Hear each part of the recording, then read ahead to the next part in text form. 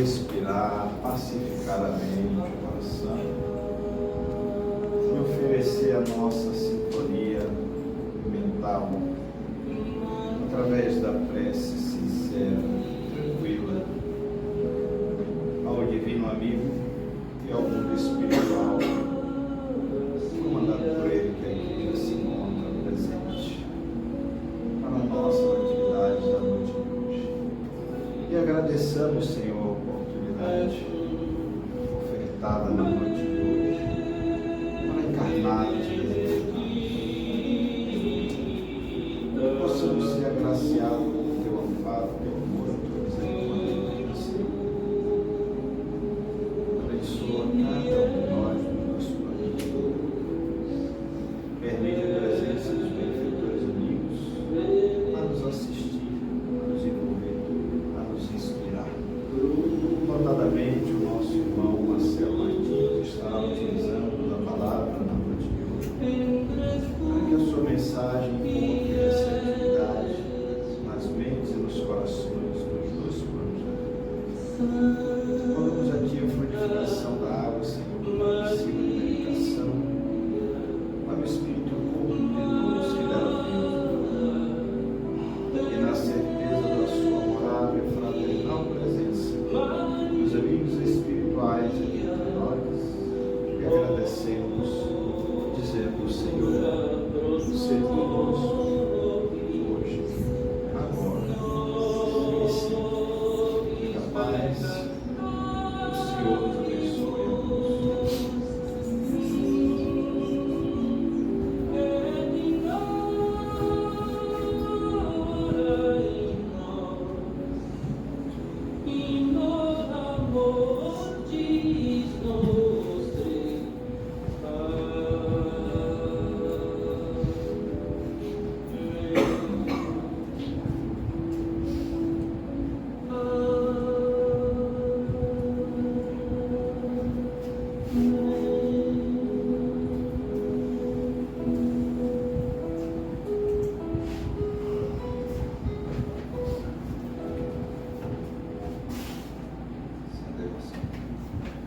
Faça a luz e a luz se fez. Gente, boa noite. Que a paz do divino amigo esteja nos envolver a todos, sejamos todos bem-vindos para a nossa atividade da noite de hoje e a nossa doutrinária quinzenalmente ofertada pela Casa de Cristo Paz e Caridade. Como eu sempre afirmo aqui, porque é uma afirmação dos Espíritos amigos, a doutrinária é um tratamento coletivo para todos nós, para os dois planos da vida, né? A nível espiritual, e também a oportunidade que nós temos de tomarmos conhecimento com mais profundidade da doutrina espírita, porque sempre temos temas específicos que às vezes não estudamos ou não ouvimos. Também temos a alegria de receber os amigos que vêm de outras paragens, né? Esse aqui veio lá de Damasco, aí hoje vai falar aqui também, lá da Judéia, né? Para falar hoje de um personagem deveras importante na história da cristandade, do cristianismo. Personagem que nós dizemos que todo mundo aqui fez São João. Ninguém levantou a mão. Eu só fiz comigo. Olha só. Comemoramos São João, né? Vai comer o queijo, a canjica, o bolo, a pamonha, né? Fazemos fogueira e por aí vai. Botamos o nome do filho João e às vezes não conhecemos a história, né? A jornada desse espírito extraordinário que teve como missão anteceder Jesus. Ele veio limpar o caminho, preparar o terreno para que o divino amigo aqui aportasse, né, com mais tranquilidade, um pouco mais já de conhecimento sobre a sua vinda. E nesse personagem, nesses trâmites todos, nós temos João, o Batista, né? Porque existe dois João, né? na história, e todos os dois fazem parte da caminhada de Jesus. O Batista é o evangelista, que vem depois, né? São nomes extraordinários e personagens importantes que a gente precisa conhecer. E a doutrina espírita vem descortinar essa realidade, trazendo o verdadeiro papel, a verdadeira história, né, de cada um deles, para que nós tomemos conhecimento. E a missão de falar sobre esse nobre companheiro com o nosso irmão Marcelo Martinho, trabalhador do CIEF, incansável, e sempre que convidado, vem aqui dar sua contribuição. Eu vou convidar aqui essa criatura simpática aqui hoje, viu? Ela vem trazer a sua contribuição. Ela disse que está sem óculos, né? Olhou logo para você. Então nós vamos ouvir um breve trecho do Evangelho com a nossa irmã Fabiana. Em seguida, meu irmão, o senhor tem uma hora aí para discorrer para nós tudo sobre João, viu? Boa noite, meus irmãos. Boa noite. Que a paz de Cristo esteja conosco. O trecho do Evangelho hoje, capítulo 5, Bem-aventurados os aflitos. Bem-aventurados os que choram, porque serão consolados. Bem-aventurados os que têm fome e sede de justiça, porque serão saciados. Bem-aventurados os que sofrem perseguição pela justiça, porque o reino dos céus é para eles. São Mateus capítulo 5, versículo 4, 6 e 10. Vós sois bem-aventurados, vós que sois pobres, porque o reino dos céus é para vós. Vós sois bem-aventurados, vós que agora tendes fome, porque sereis saciados. Vós sois felizes, vós que agora chorais, porque rireis. São Lucas capítulo 6, versículo 20 e 21. Mas ai de vós ricos, porque tendes vossa consolação neste mundo. Ai de vós que estáis saciados, porque tereis fome. Ai de vós que rides agora, porque sereis reduzidos ao pranto e às lágrimas. São Lucas capítulo 6, versículo 24 e 25. Vamos passar agora a palavra para o Marcelo, para que ele possa fazer uma palestra, né? Uma boa palestra para a gente. Aqui é um pequeno trecho do capítulo 5, Bem-aventurados os aflitos.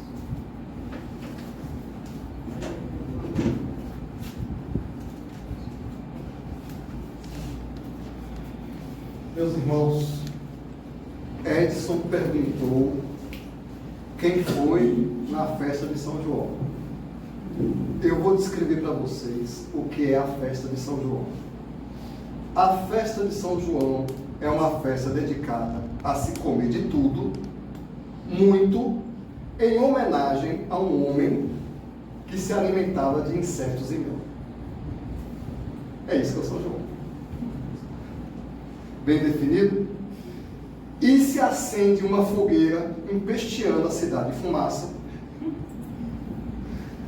sem saber nem por que acende a fogueira. Eu vou dizer para vocês, na época de João não tinha WhatsApp, foi por isso que Isabel acendeu a fogueira. Não precisa mais acender a fogueira. Mas isso é um fenômeno que se dá em torno de tudo no cristianismo. Toda a cultura cristã, boa parte da cultura cristã, da cultura popular, acontece no sentido de rebaixar os valores espirituais até o nível dos apetites materiais. Porque na hora de nós aprendermos a religião, o instinto animal fala mais alto do que as inspirações de cima. E é por isso que, em homenagem a São João, ao invés de fazer jejum e oração como ele fez a vida inteira, Porque gafanhoto se come, a fala até recomenda. A gente faz o contrário. E assim se perde toda a cultura espiritual do Evangelho. Em homenagem a João, e por inspiração de um ato de João, também se materializou uma coisa de profunda significação espiritual, que é o batismo. As pessoas vão se batizar na igreja católica, leva um menino que não sabe nem o que está fazendo, que é para livrar do pecado original. E na igreja protestante, o protestantismo até fez um avanço em relação a esse assunto, a reforma protestante, porque a pessoa já se batiza adulta e vê como um momento de transformação, que era o sentido de João. O que era o batismo de João? Era um ritual dos essênios, trazido do paganismo, imitando o paganismo, que já tinha o batismo lá em Éfeso, há uns 300 anos antes de Cristo. Mas João pegou aquela simbologia da água, que no tempo de Jesus tinha uma simbologia muito forte, porque Tales de Mileto, um filósofo pré-socrático de 400 anos antes de Cristo, afirmou que tudo vinha da água, que o universo teria se originado da água. Então vem desde a cultura greco-romana, a adoração dos deuses através da água, e os essênios e João pegaram essa simbologia física, da ciência física da época, para simbolizar um momento de transformação espiritual. E o que é que o povo fez? Se apegou no símbolo, na água, e esqueceu a transformação. Por isso é que é de suma importância nós espíritas, no processo de resgate do cristianismo primitivo, a gente vê por trás da letra que mata o espírito que vivifica, e nessa data em que se homenageia aquele que Jesus disse que foi o maior dos nascidos do ventre de mulher, resgatarmos a missão e, sobretudo, o mais importante, a mensagem de João Tido Batista. Os títulos do Evangelho exigem algum estudo. Jesus se auto-intitulava como o Filho do Homem. Consultando a obra Sabedoria do Evangelho de Carlos Torres Pastorino, foi que eu, pessoalmente, tive algum entendimento sobre isso. Uma expressão que eu confesso que eu ainda tenho que estudar mais, e no original hebraico, mas segundo Pastorino, Jesus afirmava que ele era filho do homem porque ele era filho da humanidade. Ele já tinha superado o ciclo das reencarnações. Então, ele era o filho do homem porque ele era redimido. Ele não precisava mais de ventre de mulher. Ou seja, um espírito puro, um espírito que não necessita mais reencarnar. Entre os nascidos filhos de mulher, são aqueles espíritos que não estão purificados ainda. E, portanto, necessitam reencarnar. Então, o significado espiritual do título que Jesus deu a João é que, entre os espíritos da terra, que não estão redimidos, que não são puros, que ainda precisam vencer os ciclos das reencarnações, João, o Batista, é o maior, é o mais adiantado. Haja vista que Jesus disse, antes de Abraão ser, eu já era. E Emmanuel nos esclarece, no livro A Caminho da Luz, não, é a caminho da luz, que Jesus já existia antes da terra existir, ele já era um espírito puro. Então, logicamente, ele estava numa classificação diferente dos espíritos terrestres, dos espíritos humanos. Porque ele é um espírito de uma evolução muito maior que a nossa, incomparavelmente maior. Mas a expressão nascido filho de mulher falava também da condição espiritual de João, que ele era o mais santo de todos, mas não era um espírito redimido.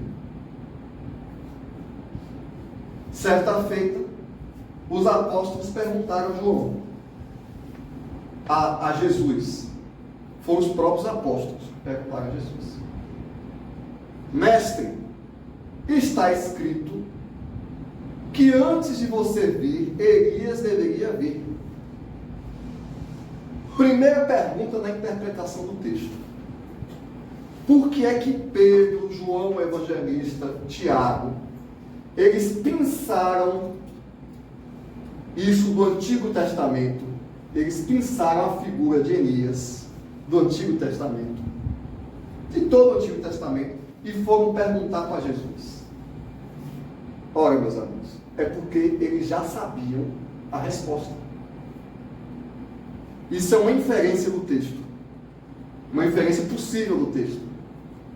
Eles já tinham noção, eles já estavam, tem 2 neurônios na cabeça, tic e teco, já estavam, e João tinha acabado de morrer. E aí Jesus disse: em verdade vos digo, que Elias já veio e fizeram dele o que quiseram. A próxima frase do Evangelho fecha tudo. Está lá escrito na Bíblia, em português, exatamente nesses termos. Então eles entenderam que estava se falando de João Batista. Veja bem, sem maiores propósitos, foram perguntar de Elias. E sem maiores explicações, eles entenderam que estava falando de João Batista. É o que está escrito na Bíblia. Como é possível isso? É porque os apóstolos conheciam a reencarnação.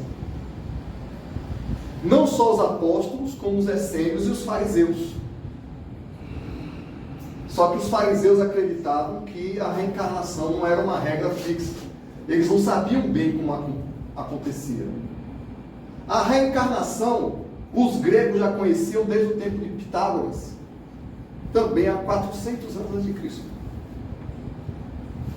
O texto bíblico nos esclarece a facilidade como os apóstolos associaram João a Elias. Talvez eles já estivessem pronunciando essa resposta. Por quê? A história de Elias é conhecida. Alguns séculos antes de Cristo, aliás, vou remontar mais ainda a história, de 1000 anos antes de Cristo. Depois da saída do Egito, em que logo depois que o povo saiu do Egito, eles fizeram um bezerro de ouro. Ou seja, já desobedeceram Deus. Logo na saída, reclamaram no deserto, porque não tem água. Aí Moisés bateu na pedra. Não tem comida. Aí Deus mandou maná. Ah, mas não tem carne. Aí Deus mandou as andorinhas. Ou seja, o povo era osso duro, o povo era ingrato. E sobretudo, no período de reis, depois do rei Josué, que deixou os filhos dele, o povo começou a voltar o culto a outros deuses. Se vocês lerem no Antigo Testamento, eu digo pela 10ª vez, eu vou lá na fonte primária e leio. Vocês vão ver que existe no povo judeu uma briga constante entre Jeová, o Deus único, e os deuses cananeus, e os deuses da região. Inclusive, tem uma ordem de Jacó para não deixar Isaac se casar com uma estrangeira. Para quê? Para não aderir aos deuses. Ele fez o servo prometer: você vai arranjar uma esposa judia para o meu filho. Por quê? Ele já tinha medo que se ele se casasse com uma estrangeira, ele ia adorar outros deuses. Por quê? Porque a adoração a outros deuses remontava a hábitos mais animalizados. A cultura pagã, não posso dizer pagã, a cultura politeísta da região da Cananeia incluía a bebida, o sexo desregrado, a vingança, a guerra, o morticínio, e a cultura judaica botava regra em tudo. Não que os judeus fossem santos, mas a cultura judaica era muito mais espiritualizada do que a cultura do mundo. Então, era uma proposta evolutiva. Na época de Jesus, entre esses deuses que o Antigo Testamento evitava, ainda existia o culto a Moloque. Se vocês pesquisarem, vocês vão ver uma coisa que hoje deixa todo mundo de cabelo em pé. Moloque era um boi, uma estátua de bronze, de 3 metros de altura, com uma fornalha dentro, com carvão. Os homens jogavam seus próprios filhos para serem sacrificados ao deus Moloque, queimados vivos. Essa cultura vinha de séculos, desses deuses pagãos, desses deuses da região. Isso acontecia no vale do Armagedon. Era onde se sacrificavam as crianças. E em meio a esse culto a Baal, Moloque, existiu o judaísmo, resistindo firme ao Deus único. Mas um dos reis de Israel casou com uma estrangeira, uma princesa fenícia chamada Jezebel.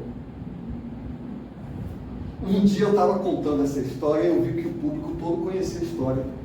Eu digo: vocês leem a Bíblia, né? Não, é por causa da novela da Record. Então, né? Aí eu caí no cavalo. Se vocês consultarem a novela da Record, vocês vão ver a história do rei Acabe, que casou com Jezebel.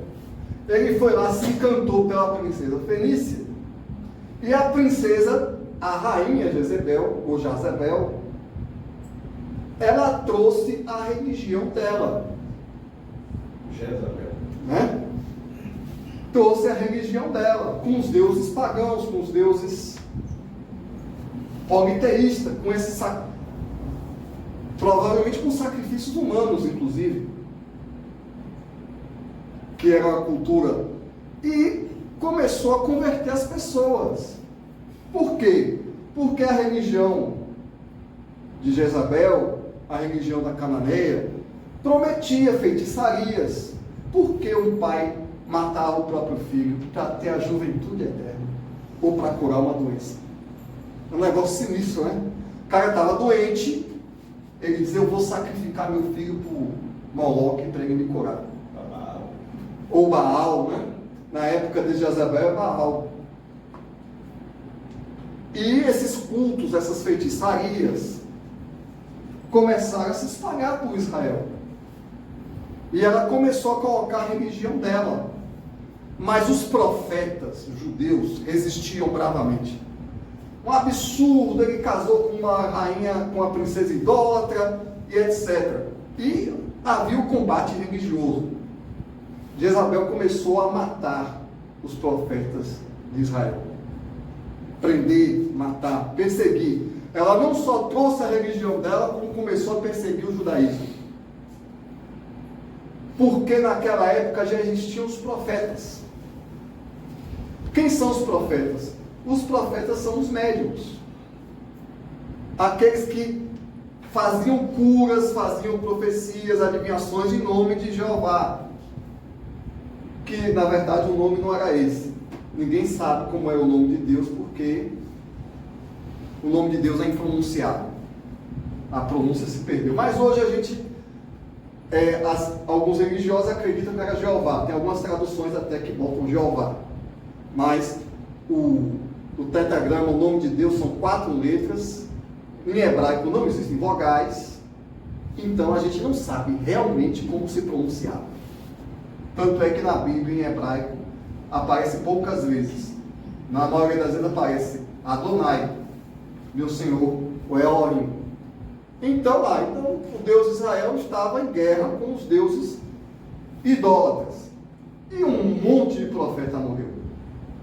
Mas o Evangelho segundo o Espiritismo nos esclarece entre os falsos e os verdadeiros profetas. E existia no meio dos profetas um verdadeiro profeta, que te desfrutava do respeito popular pela forma como ele vivia. Ele era um eremita no deserto. E provavelmente também pelos fenômenos que ele produzia, porque ele era um médium de verdade, fazia acontecer.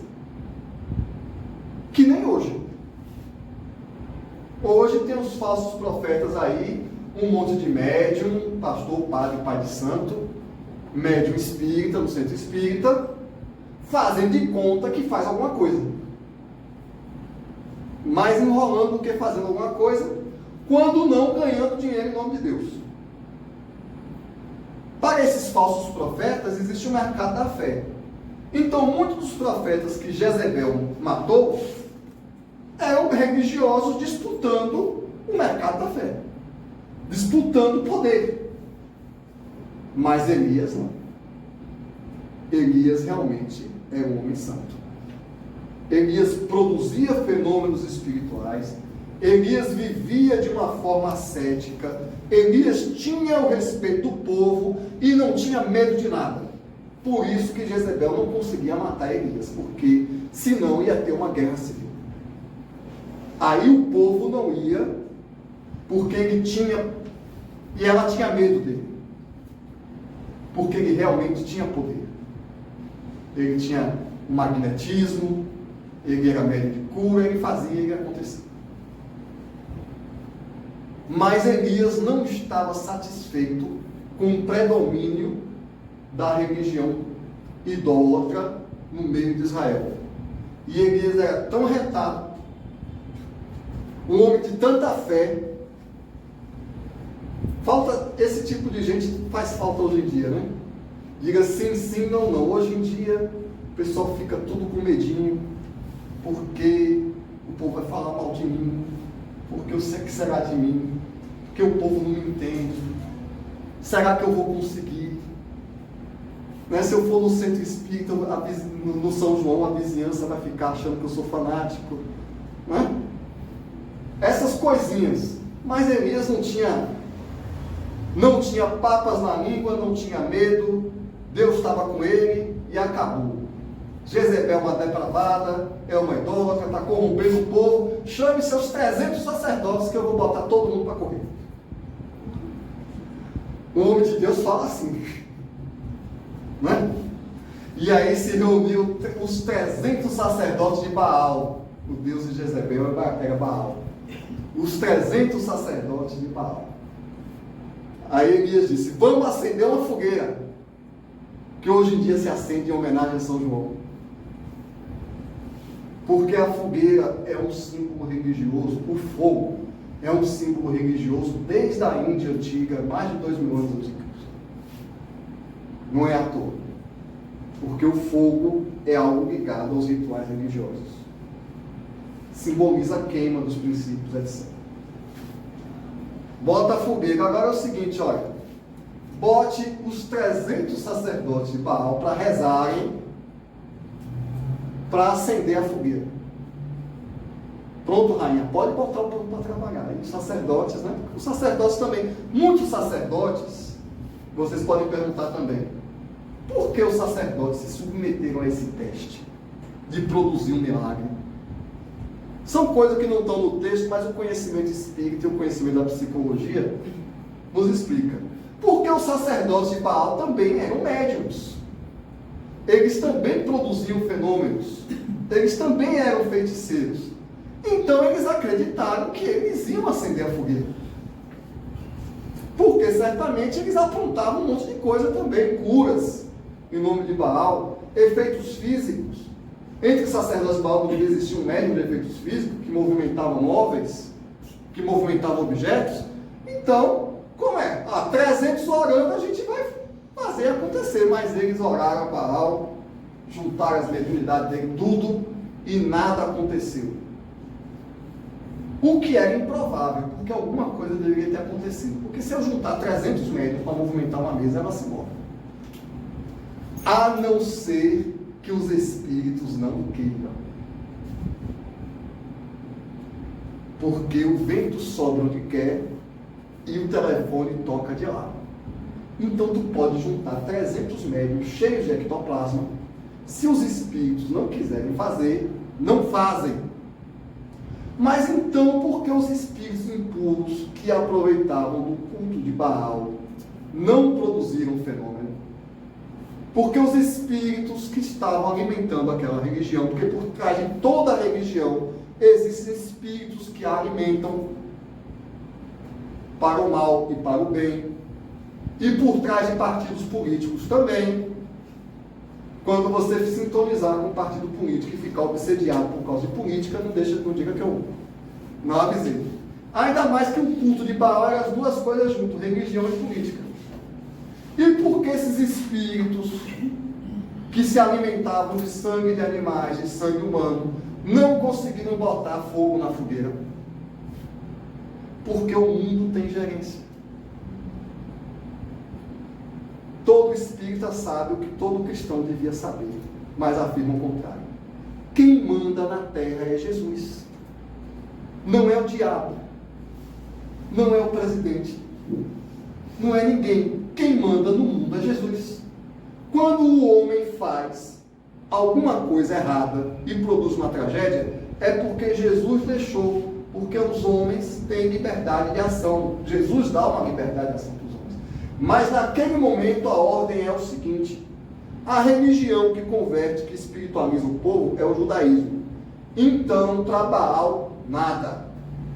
Partiu uma ordem lá de cima, de Jesus em pessoa, e disse: essa fogueira não vai acender, porque eu não quero que acenda, e acabou. Porque acabou a festa no parquinho.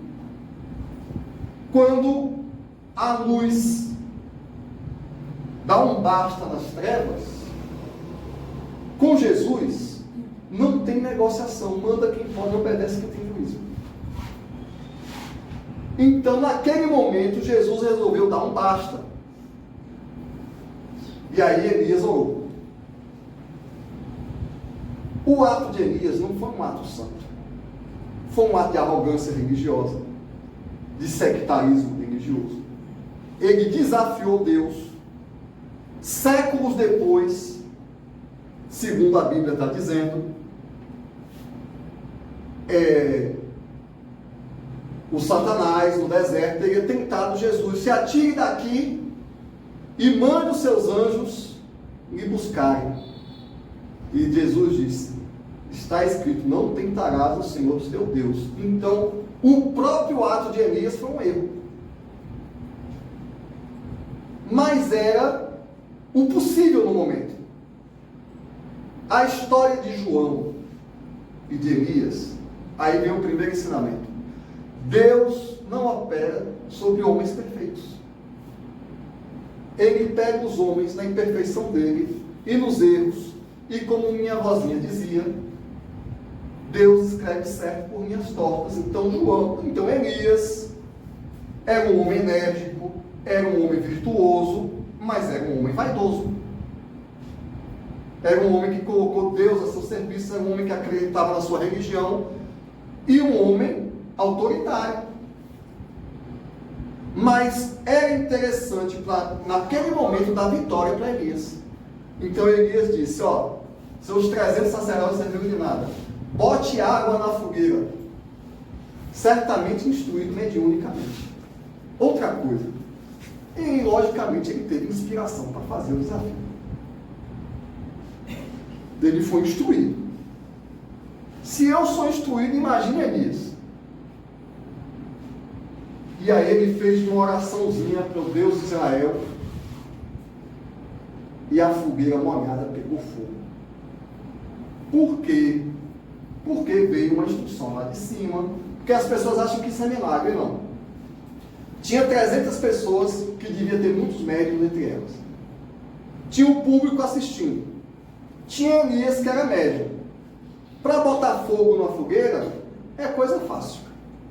Eu mesmo atendi no centro espírita um casal com um menino, que a casa dele pegou fogo. O menino era médium de efeitos físicos. Isso eu não ouvi dizer não, isso eu presenciei. Aliás, eu não presenciei na casa, mas eu vi a cara do pobre do menino e a cara do casal procurando, inclusive se foi na cidade baiana, que foi aqui em Santo Estevão. Panela se movendo, armário caindo, e um belo dia o colchão pegou fogo e o menino assustado. Mas quando ele ia para a casa da avó, não acontecia nada. Aí eu matei a charada. Os obsessores são do pai dele, não são dele. Os espíritos só fazem quando ele está presente. Então, eu mesmo ouvi com meus próprios ouvidos um relato de pirogenia mediúnica, entre outros que existem na literatura da paranormalidade. Também os espíritos, Kardec explica isso no livro dos médiuns. Os espíritos pegam o ectoplasma e botaram fogo na fogueira. E o que é que Elias fez? Cantou hosanas ao Senhor, glória a Deus? Não. Ele disse, agora pegue. Ele estava com raiva, porque os amigos dele estavam morrendo. Jezebel tinha matado vários sacerdotes de Israel. Sabe aquele perdão de 7 vezes 7? Elias não conhecia o perdão. Aliás, o judaísmo da época não conhecia muito. Josué tinha arrasado a região em guerras religiosas. Então, pegue os 300 sacerdotes da época de Baal e corta a cabeça de todo mundo. E assim foi feito.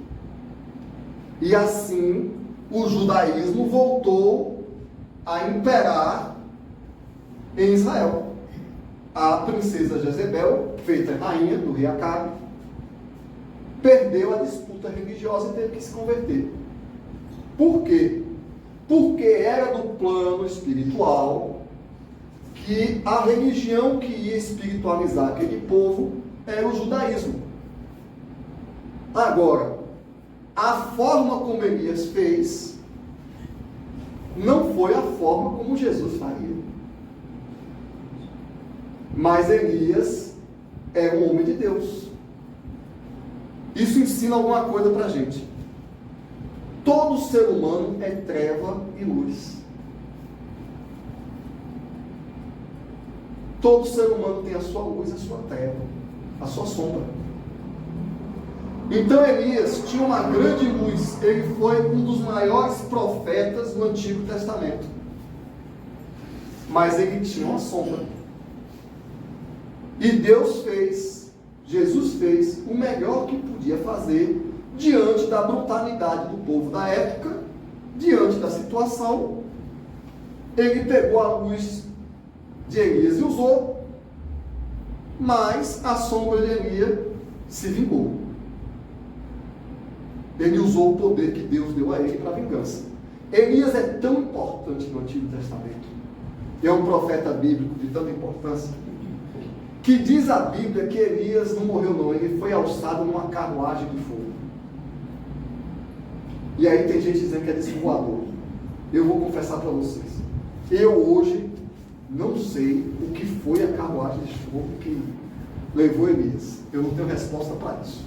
Mas eu sei que o homem era tão importante que ele ascendeu aos céus.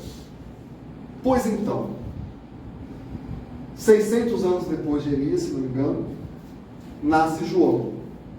João, primo de Jesus. Um pouco tempo depois que Maria engravidou, Isabel, a prima dela, engravidou. Aliás, a gravidez que gerou João foi uma coisa miraculosa, porque Zacarias tinha 90 anos de idade, a esposa tinha 90 anos de idade. Um anjo apareceu para ele dizendo que ele ia ter um filho. Aí ele deu risada do anjo e disse: eu já sou velho, só porque você duvidou você vai ficar sem falar.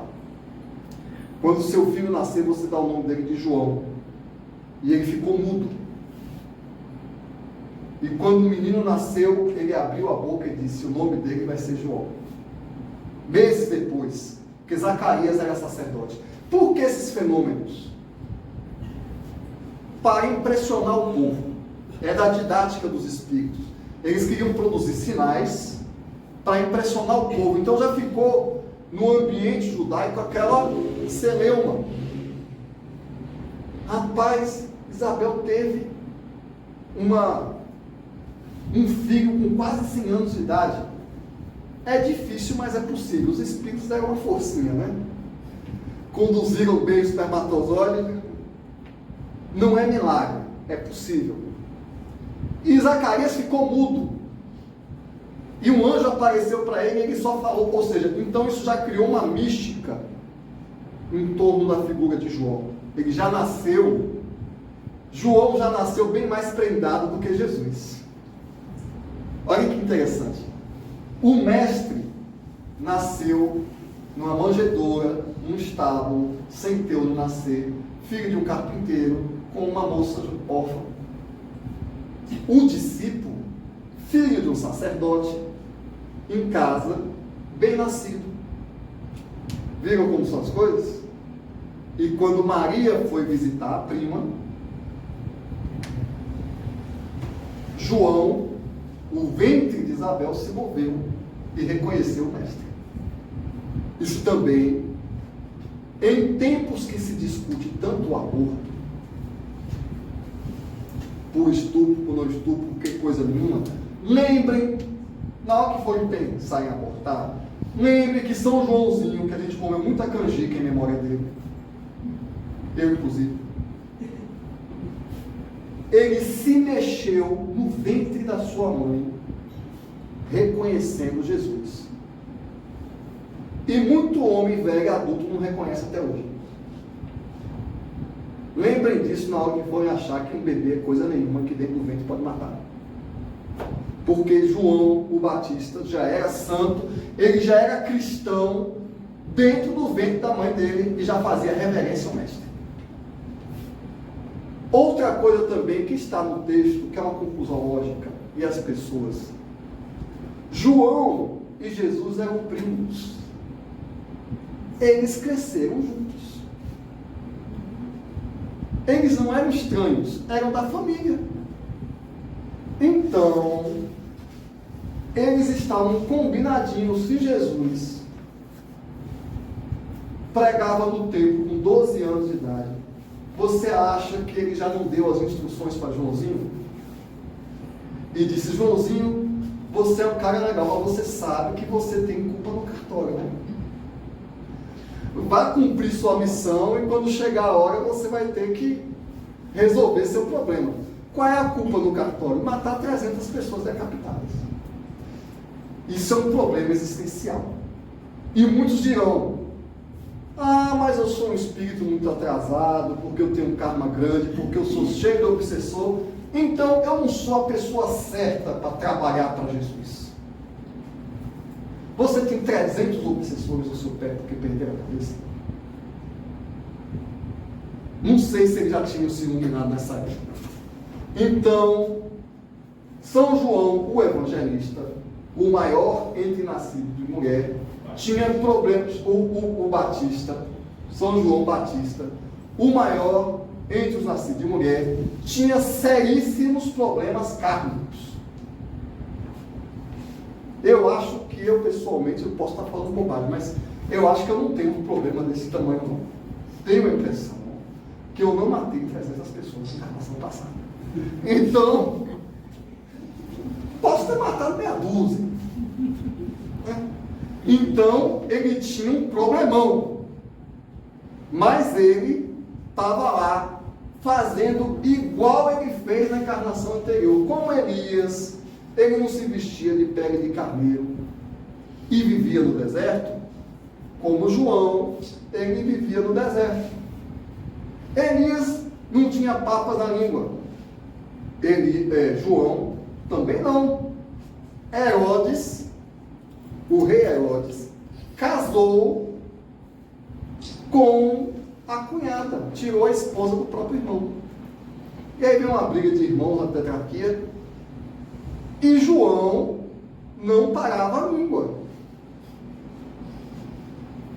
Se a gente for consultar algumas fontes, a gente vai ver que Herodíades era a reencarnação de Jezebel. Então, a velha inimiga estava lá, e João criticando. Ou seja, a mesma briga novamente.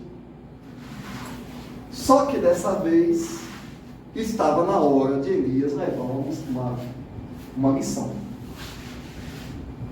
Ele, na encarnação anterior, ele desafiou Deus, ele foi orgulhoso, ele foi vaidoso, ele venceu, ele foi um vencedor, ele foi dominante. O que é que aconteceu na encarnação dele como João? Ele foi preso e morreu da forma mais humilhante que um profeta podia morrer. Você já pensou, um homem de Deus, um profeta, morrer, perder a cabeça, porque uma adolescente seminua pediu a cabeça dele? Porque o que é que morreu junto com a cabeça de João? Morreu toda a vaidade que ele tinha no coração. Porque ele perdeu a disputa. Por isso Jesus disse: bem-aventurados sois vós quando forem injuriados e humilhados pelo meu nome, porque vosso é o reino dos céus. João, ele só ganhou o reino dos céus porque ele foi humilhado. Dessa vez ele perdeu. E ele foi decapitado. Jesus é o melhor banqueiro do universo. Você deve 300 cabeças e só paga uma. Porque Deus é misericordioso.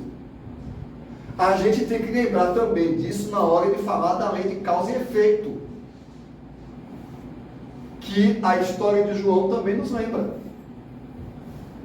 Meu irmão, todo débito que a gente paga nessa encarnação está amenizado pela misericórdia divina. A gente não paga exatamente o que a gente fez. A gente paga o que é necessário para que a nossa consciência se reconstrua. Então João teve que reconstruir, João Elias teve que reconstruir a consciência dele, aprender a paz, o amor, a humildade. João o Batista é o símbolo maior da humildade. A humildade que ele não teve na encarnação passada. Porque certamente Jesus ficou doutrinando ele no plano espiritual. João, pelo amor de Deus, quando você reencarnar agora, eu vou te dar outra missão, eu acredito em você. Mas, por favor, sem vaidade. Ele reconheceu o mestre no ventre da mãe dele. Primeiro testemunho de humildade. Segundo grande testemunho, até hoje se fazem elucubrações que se João não tivesse abandonado o posto, o Messias seria ele. Porque era João que tinha centenas de seguidores, era em João que o povo acreditava, era o João que o povo seguia. Quando chegou Jesus, ele virou para os discípulos dele e disse: olha, agora o seu mestre é esse aí. E Jesus se dirigiu a ele, ele disse: mestre, eu não tenho mérito nem de amarrar a sua sandália, eu vou te batizar. E Jesus, dando supremo testemunho de humildade, disse assim: faça assim para que se cumpram as Escrituras. E João, o líder político inclusive, que tinha centenas de seguidores, que era adorado pelo povo, disse: é necessário que eu me apague para que a luz do meu mestre resplandeça. Esse é o maior testemunho de João para a humanidade. O significado espiritual da sua vida: sacrifício, fidelidade e humildade.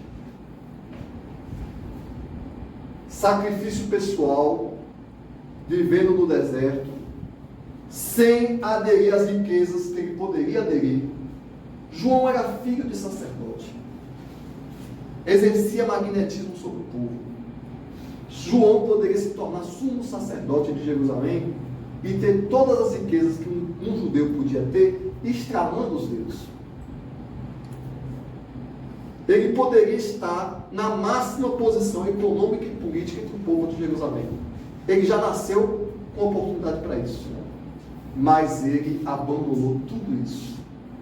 Ele abandonou o sacerdócio, o templo, o luxo, tudo que estava à disposição dele. E ele foi viver no deserto para pregar, para dar testemunho de virtude e amor ao povo. Primeiro testemunho: sacrifício. Segundo testemunho de João: Israel dominado pelo Império Romano. Herodes era o rei da Judéia, colocado pelo Império Romano, casado com a esposa de outro rei, do irmão dele, que era rei também. Nada disso amedrontava João. Como não amedrontou Elias? Coragem, fidelidade. E por fim, o último testemunho: você tem centenas de seguidores. Aí chega um mestre novo. E o que é que você faz? Você entrega todo mundo na mão do seu mestre. E se apaga na história. E vai ser preso e sacrificado. Quando poderia facilmente liderar uma guerra contra Herodíades, que estava completamente desmoralizado. Então, sacrifício, fidelidade e humildade.